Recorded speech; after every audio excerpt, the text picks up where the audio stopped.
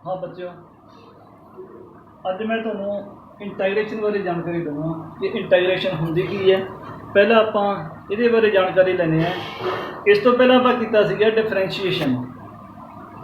जिहड़ी इंटैग्रेशन है यह डिफरेंशिएशन का इनवर्स है। की है? Inverse of differentiation. Inverse of differentiation. इस करके इनू एंटी डेरीवेटिव भी कहते हैं। इंटैग्रेशन की कहते हैं? Anti derivative. तो जिमें आप पहला किया सीगा, मान लो वेलोसिटी है। वेलोसिटी की होंदा है? Rate of change of displacement. क्योंकि जो आप डिफरेंशिएशन किया सीगा तो उदों आप किया सीगा, जिहड़ा डिफरेंशिएशन है वो की होंदा है? Rate of change of one quantity with respect to other. Rate of change of one variable with respect to other. तो जे rate of change of displacement with respect to time उन्होंने की कहते सी आपां? वेलोसिटी। तो इंटैग्रेशन की है? आपां डिसप्लेसमेंट नूं तो बाद आए आपां वेलोसिटी की जो डिसप्लेसमेंट का डेरीवेटिव लिया अपने को आ गई वेलोसिटी। तो जेकर इंटैग्रेशन डिफरेंशिएशन का इनवर्स है, मतलब इंटैग्रेशन है जो डेरीवेटिव या डिफरेंशिएशन का उल्ट है। तो यदा मतलब जे आप डिसप्लेसमेंट तो वेलोसिटी पर आए हैं तो फिर वेलोसिटी तो डिसप्लेसमेंट पर भी जाना चाहिए। इस तरह भी हो सकता है।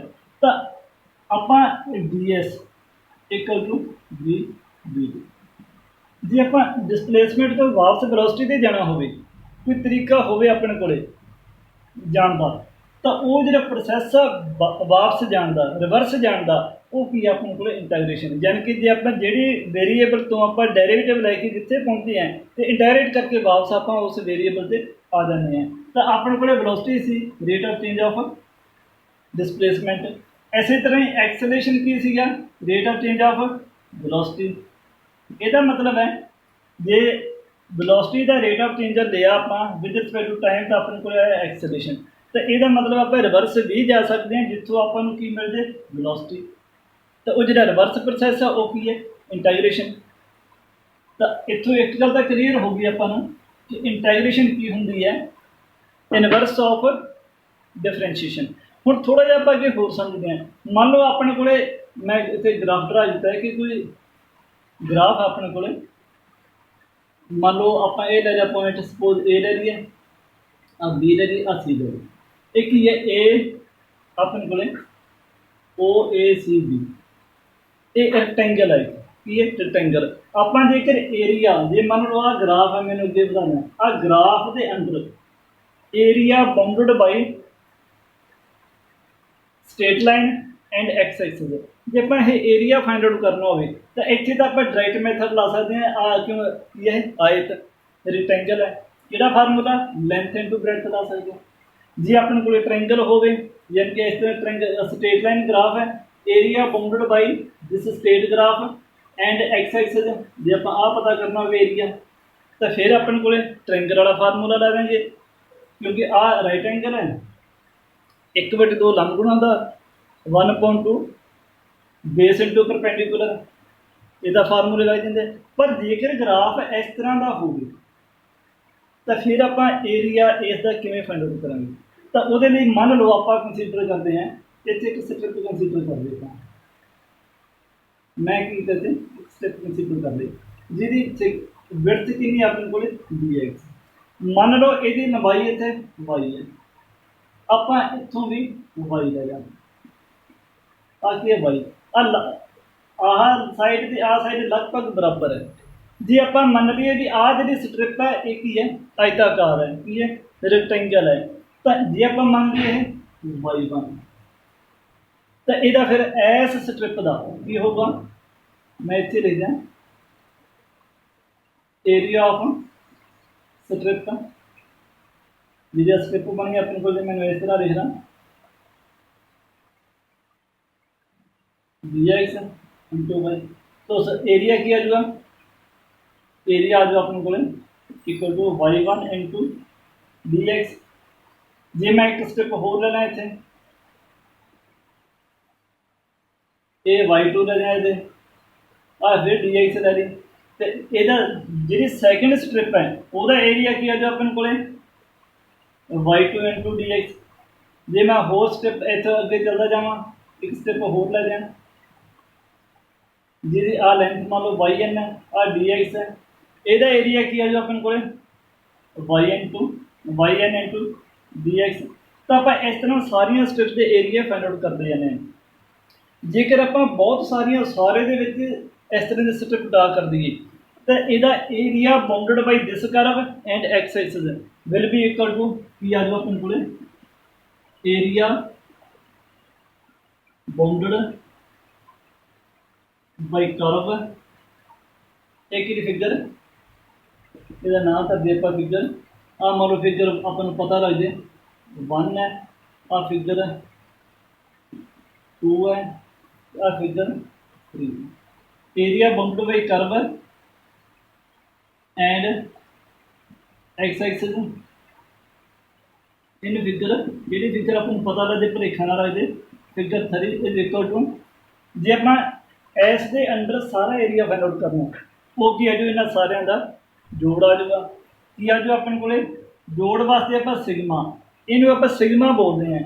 एक सिग्मा जो सिंबल है ये जो आप बहुत सारिया चीज़ों का जोड़ करते हैं तो वो वरतते हैं सिग्मा इतने आप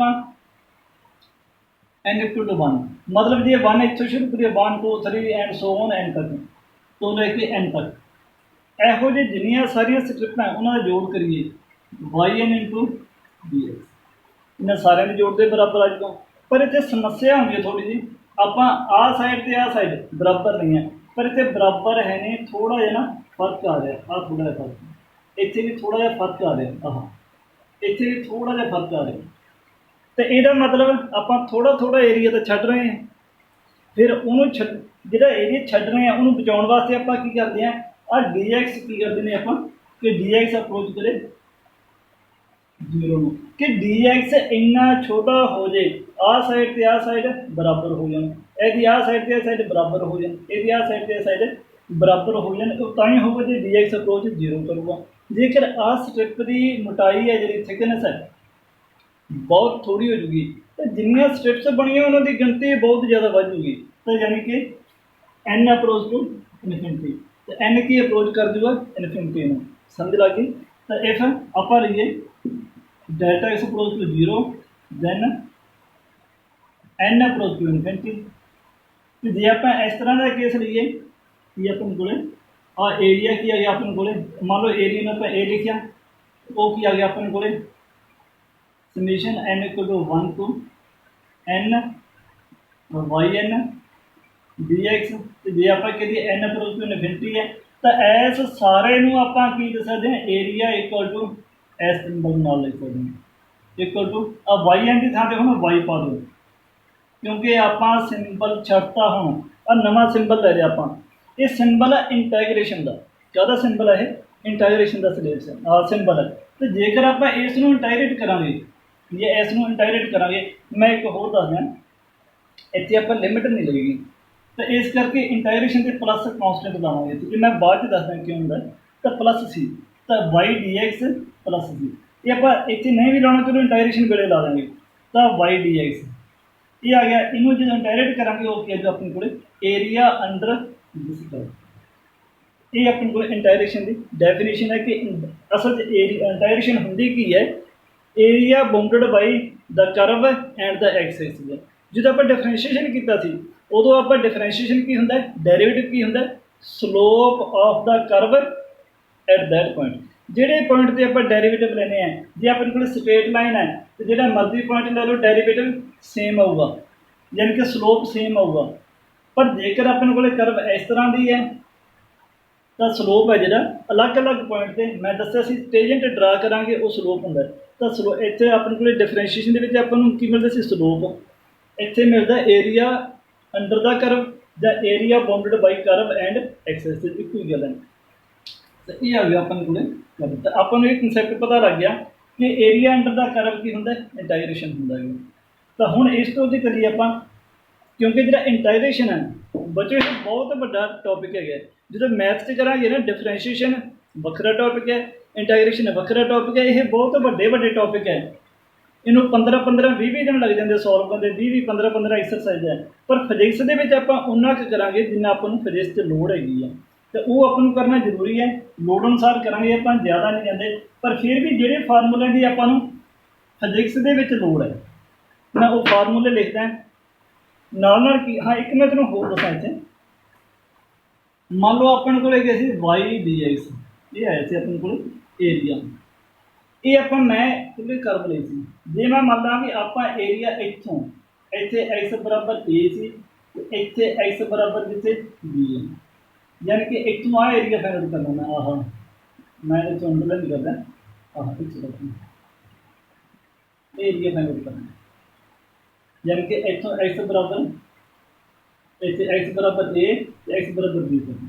तो फिर अपना की है इतने इस तरह लिख देंगे ए टू बी कि आ जी लोअर लिमिट है, ये अपर लिमिट है। पर जो आप लिमिट लेने हैं उदो प्लस सी कॉन्सटेंट नहीं करना गा। तो जे आप लिमिट नहीं लेंगे गए तो एरिया बराबर आप लिखना सीगा वाई डी एक्स प्लस सी, इनू कहते कॉन्सटेंट ऑफ इंटाग्रेशन। की कहते हैं कॉन्सटेंट ऑफ इंटाग्रेशन। तो जे नाल इनू की कहते जो आ इंटाग्रल है जिहदे लिमिट नहीं होंगी, इतने लिमिट लोअर लिमिट ते अपर लिमिट आप नहीं ली। इसका मतलब आप ये नहीं दसिया कि इंटाग्रेशन कितों तो लैके कितों तक करनी है। इनडेफिनेट पता नहीं कितों शुरू होना है कितने खत्म होना है, इस करके प्लस कॉन्सटेंट लाया जी आप। ये डेफिनेट एक ही है, डेफिनेट ये डेफिनेट है, एक ही है इनडेफिनेट। ये डेफिनेट क्यों है? डेफिनेट है अपन पता है भी इतों तो लैके इतों तक, तो इस करके डेफिनेट है। ये कॉन्सटेंट प्लस नहीं करना, ये प्लस कॉन्सटेंट करना होंगे है। हुण आप अगे चलिए जी इंटाग्रेशन के फॉर्मूले है कुछ, एक मैं नाल दी नाल ही दस देना। आप हुणे कहा सीगा कि जी इंटाग्रेशन है वो की है इनवर्स ऑफ डिफरेंशिएशन। तो आप नालों नाल ही चलांगे। मान लो मेरे को है सब तो पहला फंक्शन इंटाग्रेशन नाले फार्मूला आ गया, नाल दी नाल आपां ये दसदे जावांगे कि यह डिफरेंशिएशन का डेरिवेटिव का इनवर्स किवें है। मान लो एक्स की पावर एन सब तो कॉमन बेसिक फार्मूला जिहदी आपां नूं लोड़ पैनी है, फिजिक्स दे विच बहुत लोड़ पैंदी है। नॉन मैडिकल वाले मैथ भी करनगे पर मैडिकल वाले जरूर ध्यान दिओ। डी एक्स इक्वल टू मैं इत्थे लिमिट नहीं ला रहा, मैं इंडेफिनिट इंटाग्रल कर रहा। ये वास्ते फार्मूला की है एक्स की पावर एन प्लस एक बटे एन प्लस कॉन्सटेंट, यानी कि एक्स की पावर एन यदा आप इंटाग्रेशन करते हैं और डी एक्स वेरीएबल है। यदा मतलब इंटाग्रेशन आप वेरीएबल की है डी एक्स की पावर एक बढ़ गई तो डिनोमीनेटर के एन प्लस वन लाया आप प्लस कॉन्सटेंट। हुण देखो आप कहने कि डेरिवेटिव का इनवर्स आउट है, तो जे आप डेरिवेटिव लईए डेरिवेटिव ऑफ एक्स की power n plus one divide by n plus one plus c, इसका डेरिवेटिव लिए फिर को क्योंकि डेरिवेटिव आप पहला करके हटे हैं तो आप पावर मूरी आ जाती है। जो डेरिवेटिव होंगे एन प्लस वन इतने आ गया इंटू इतने एक्स की पावर एन प्लस वन तो माइनस वन, क्योंकि डेरिवेटिव की पावर माइनस होंगी है, पावर मूरे गुणा हो जाती है। इतने एन प्लस वन प्लस आ कॉन्सटेंट है ये आप डेरिवेटिव किया कि कॉन्सटेंट का डेरिवेटिव, ये कॉन्सटेंट का डेरिवेटिव की होंगे जीरो। तो फिर अपने को बचा आ एन प्लस वन कटा गया, आ one minus one zero, x की पावर एन हो गया ना इनवर्स। आप एक्स की पावर एन जो इंटाग्रेशन की अपने को आ गया, जो आप डेरिवेटिव लिया तो आप मुड़ के उत्थे फिर पहुँच गए। तो इस करके की है इनवर्स है। इसी तरह ही अपने को एक होर मैं दस दूँ, जेकर अपने को दूसरा फार्मूला जेकर अपने को की है you plus minus D x इस तरह का होगी, यानी कि आ भी एक्स का वेरीएबल तो आ भी एक्स का वेरीएबल, कोई टेंशन वाली गल नहीं, वक्रे वक्री इंटाग्रेशन कर देंगे आप। जिमें इनू मैं लिखता यू डी एक्स, हाँ जो प्लस माइनस होता है ब्राइट के लिखना इन्होंने, नहीं तो कला डी एक्स एक नाल रह जूगा। हूँ इन्हें वक्रे वक्रे किया प्लस एक माइनस भी है बी कुछ भी हो सकता है, इन्होंने वक्री वक्री तो प्लस कॉन्सटेंट आप इतने एक बार लाना ਵੱਖਰੇ ਵੱਖਰੇ ਇੰਟਾਇਰੇਸ਼ਨ करके प्लस कॉन्स्टेंट आ जाएगी। ये इस तरह का सी फार्मूला। उस तो बाद होर देखो जे मान लो वैसे प्रोडक्ट का भी होंगे, चलो वो मैं दस देना, वो होंगे मान लो यू इंटू डी एक्स। आप ये इंटायरेशन करनी है। एक ही होगा पहला फर्स्ट फर्स्ट एजिट, ठीक है, इतने इंटायरेशन ऑफ सैकेंड माइनस इतने ना ब्राइट ला लो, नहीं तो गलती हो जाती है। फिर इंटायरेशन डेरिवेटिव ऑफ फर्स्ट की है d u upon d x into integration of v d x plus c. ये फार्मूला जो कि न्यूमेरिकल करांगे ज़्यादा क्लीयर होगा। यानी कि यू ਨੂੰ हमें लिख देना है पहले दूजे की इंटायरेशन करते माइनस ब्राइट के ਇਹਦਾ ਡੈਰੀਵੇਟਿਵ ਇੱਥੇ ਲਿਖਤਾ ਗੁਣਾ ਜਿਹੜੀ ਇੱਥੇ ਇੰਟਾਇਰੇਸ਼ਨ ਆਹ ਲਈ ਸੀ ਆਪਾਂ ਚੱਕ ਕੇ ਇੱਥੇ ਲਿਖ ਦੇਣਾ ਪਲਸ ਕੌਂਸਟੈਂਟ। ਇਹਨੂੰ ਫਰਦਰ ਸੋਲਵ ਕਰਾਂਗੇ ਆਪਣੇ ਕੋਲੇ ਰਿਜ਼ਲਟ ਆ ਜਾਊਗਾ। ਉਸ ਤੋਂ ਬਾਅਦ ਇੱਕ ਹੋਰ ਫਾਰਮੂਲਾ ਆਪਣੇ ਕੋਲੇ, ਜੇਕਰ ਆਪਣੇ ਕੋਲੇ ਕੀ ਹੋਵੇ ਡੌਗ ਨਾ, ਹਾਂ ਇੱਕ ਮੈਂ ਹੋਰ ਦੱਸਦਾ ਆਪਣੇ ਕੋਲੇ ਕੀ ਸੀਗਾ ਇੱਥੇ ਇਹਦੀ ਸ਼ਰਤ ਹੈ ਕਿ n ਨਾਟ ਇਕੁਅਲ ਟੂ -1 ਆ x ਦੀ n + 1 ਵਾਲੇ ਉਦੋਂ ਹੀ ਲੱਗਦਾ ਜਦੋਂ x ਦੀ n ਵਾਲਾ n -1 ਨਾ ਹੋਵੇ, ਪਾਵਰ n ਬਰਾਬਰ -1 ਨਹੀਂ ਹੋ ਸਕਦਾ ਇਹ ਨਾ ਹੋਵੇ।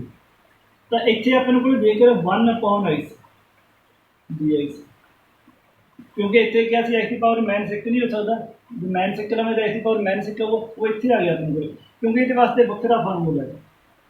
तो 1/x dx, ठीक है, इन ऊपर चलो डायरेक्ट लेते हैं। ये इंटायरेशन फार्मूला की है log base e x plus सी।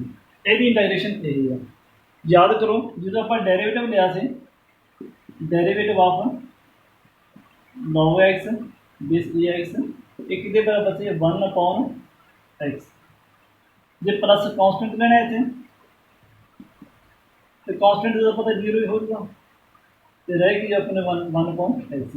तो 1/x का इंटायरेशन यह है, ਇਹਦਾ ਡੈਰੀਵੇਟਿਵ ਮੁੜ ਕੇ ਫਿਰ ਉੱਥੇ ਆਊਗੀ, ਤਾਂ ਇਹ ਇੱਕ ਦੂਜੇ ਦੇ ਇਨਵਰਸ ਹੈ। ਇਸੇ ਤਰ੍ਹਾਂ ਅਗਲੇ ਫਾਰਮੂਲੇ ਬਾਕੀ ਮੈਂ ਵੈਸੇ ਡਾਇਰੈਕਟ ਲਿਖ ਲਿਆ ਹੈ, ਸਾਰੇ ਮੈਂ ਪ੍ਰੂਵ ਨਹੀਂ ਕਰਦਾ ਕਿਸ ਤਰ੍ਹਾਂ ਹੁੰਦੇ ਆ। A d x d x a की ਹੁੰਦਾ ਇਹਦਾ ਫਾਰਮੂਲਾ ਕੀ ਹੈ ए डी एक्स, ठीक है, divide by log of base e plus c. जे अपने को ई की पावर एक्स है डी एक्स है वो आ जो अपने को e d x upon log base e. अब मैं पहले ही दसा सी जे आ भी ई है बेस भी ई है 1 हो जाता है प्लस सी बराबर ये ई की पावर एक्स प्लस सी है। ये आपको पता है ई डी एक्स का डेरिवेटिव ई डी एक्स से तो जे इंटायरेशन करते वो भी उन्ना ही आता प्लस कॉन्स्टेंट होता है। तो इस तरह आप इन्होंने ये वक्रे फार्मूले जो आप करने हैं, जो कोई होर भी फार्मूला है जिमें जिमें आप फिजिक्स के लोड़ पऊगी नालों नाल करते जावांगे। ये ब्रीफ जहा तुहानूं आइडिया देता मैं किहड़े किहड़े फार्मूले की लोड़ पैंदी है, कुछ मैं होर दस देना। इसी तरह इंटायरेशन के जे अपने को इंटायरेशन करनी साइन एक्स डी एक्स वो जो minus cos x plus c. जे अपने को इंटायरेशन में cos of x d x वो जो अपने को plus sine x plus c. जे मैं इस तरह से लिखदा मान लो sine of a x plus b, ये पहला साइन की डायरेक्शन लेनी आप इंटू डी एक्स। पहला आप साइन की डायरेक्शन का अपने पता minus cos of a x plus b आ गया डिवाइड बाई, हाँ इतने फर्क है उत्थे आप डेरिवेटिव गुणा करते थे divide by derivative of angle, angle का डेरिवेटिव लेना। ये जो अपने को minus cos of a x plus b divide by a derivative लिया बी का डेरिवेटिव कॉन्स्टेंट 0 हो जाएगा एक्स का 1 हो जाएगा बाई 1। इस तरह आप अदर ट्रिग्नोमेट्रिक फंक्शन है जोड़े उन्होंने भी डायरेक्शन देख सकते हैं, पर जिमें जिमें आपको लोड पो फिजिक्स उवें भी करांगे। हम थोड़ा जिहा आप अगे चलिए एक दो न्यूमेरिकल करके देखिए इन कंसैप्ट को क्लीयर करने वास्ते। मान लो मैं कहना है एवेलुएट डायरेक्शन के लिए x cube plus 3x² plus 2 D x. ये डायरेक्शन पता करनी है, कोई औखा काम ही नहीं गया। जो मैं यू प्लस वी वाला दसिया से ना वही नहीं बराबर है। ये क्या आ गया ਹੁਣ x ਦੀ ਪਾਵਰ n, ਇਹਨੂੰ ਪਹਿਲੇ ਨੂੰ ਦੇਖਿਆ ਆਪਾਂ, ਇਹਨੂੰ ਕੱਲਾ ਕੱਲਾ ਵੀ ਕਰ ਸਕਦੇ ਹੋ ਤੁਸੀਂ। ਇੱਕ ਵਾਰੀ ਮੈਂ ਇਕੱਲੇ ਕਰਕੇ ਕਹਿ ਦੇਣਾ ਆ dx प्लस आ 3 कॉन्स्टेंट है, ये बाहर आ जाऊगा x square d x plus 2 बाहर आ गया कले डी एक्स। तो यदि डायरेक्शन क्या एक्स की पावर 10 है, एक्स की पावर 10 प्लस 1 बटे 10 प्लस 1 प्लस 10 का पहले पे गुना एक्स की पावर 2 प्लस 1 तो 2 प्लस 1 प्लस 2 अकला डी एक्स है डायरेक्शन क्या जो एक्स आ जाएगी तो प्लस कॉन्स्टेंट ऑफ डायरेक्शन का आना ही नहीं आना है। ये आ गया एक्स की पावर 4 बटे 4 प्लस 3 गुना एक्स की पावर 10 डिवाइड बाई 2 तक 10 प्लस 2x प्लस 3 और 10 से 3 कट्टी जाएगा तो जो 1/4x 4 plus x cube plus 2x plus c। इस तरह आप इंटीग्रेशन फाइंड आउट कर सकते हैं। इसी तरह तुम होर भी एग्जाम्पल लै सकते हो। आप इंटीग्रेशन सॉल्व करने वास्ते मैं ज़्यादा इतने सॉल्व नहीं कराऊंगा, सिर्फ आइडिया देना सी तुहानूं। तो एक होर मैं दसा, मान लो अपने को डेफिनेट इंटीग्रल है, मान लो मेरे को a to b f x d, अब कोई भी फंक्शन एफ एक्स मैं इंटीग्रेशन करना बिटवीन टू लिमिट। ये डेफिनेट इंटीग्रल बहुत जरूरी है। आप ये लिमिट भरनी किवें है, मान लो जो मैं इन्हें इंटीग्रेट किया नवा फंक्शन आ गया, कोई नवा फंक्शन आ गया एफ एक्स प्लस कॉन्स्टेंट ये नहीं आऊँगा क्योंकि मैं दसा सी जो लिमिट हो डेफिनेट इंटीग्रल हो प्लस कॉन्स्टेंट नहीं लेना। एफ एक्स की इंटीग्रेशन की जिमें पहले एक्स की पावर 3 तो एक्स की पावर 4 वाला आ गया सीगा, तो यदा मतलब इतने कोई होर फंक्शन होगा वो मैंने पता नहीं की होगा, मैं वैसे वड्डी एक्स पा दी a to b lower limit upper limit. हुण ये लिमिट इनू सॉल्व किवें करना, पहला अपर लिमिट भरनी है तो माइनस लोअर लिमिट भर के माइनस कर देना। ये याद रखने वाली गल है। ये आप कोई न्यूमेरिकल करके देखिए, सपोज हम फाइंड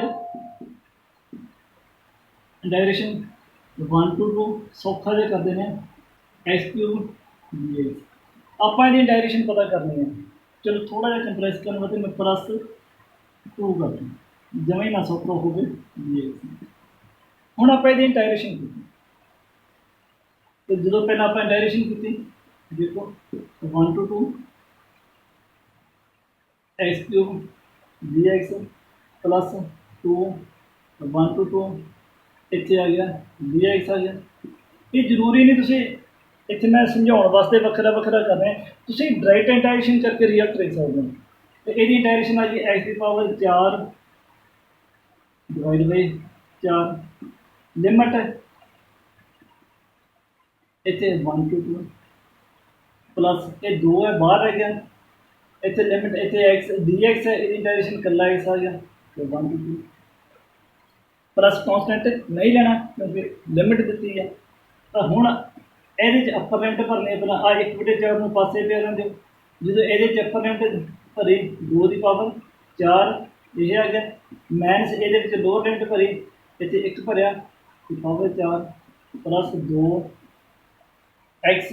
हुण ये अपर लिमिट भरी 2 आ गया माइनस ये लोअर लिमिट भरी आ गया। समझ लो कोई औखा नहीं। और 1/4 कॉन्स्टेंट है मैं पासे रखदा, इतने एक्स की पावर की है 4 है। हुण मैं लिमिट भरनी है, पहले मैं उपर वाले मौका देने पहला अपर लिमिट भरी एक्स की थां पर 2 भरता पावर 4 माइनस मैं दस सी लोअर लिमिट ये लोअर लिमिट 1 है 1 भरता पावर 4 इतने प्लस 2 का कॉन्स्टेंट है बाहर पे रहने दो अपर लिमिट 2 है 2 भरता माइनस लोअर लिमिट पर 1 आ गया।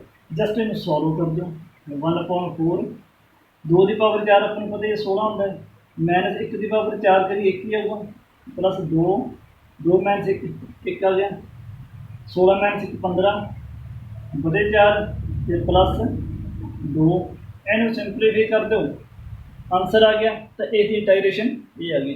तो ये बच्चे दसना सी मैं कि आप इंटीग्रेशन किस तरह फाइंड आउट करनी होंगी है। तो हुण ये आप जी इंटीग्रेशन इतने समझी है इनू आप फिजिक्स के यूज करांगे, ये फिजिक्स के यूज करांगे न्यूमेरिकल सॉल्व करने वास्ते भी होंगी है, कुछ आर्टिकल डिराइव करने वास्ते भी होंगी है जिहड़े कि आप नैक्सट वीडियो देखा। मैनूं लगता है तुहानूं इंटीग्रेशन बारे समझ आई होनी है। Thank you.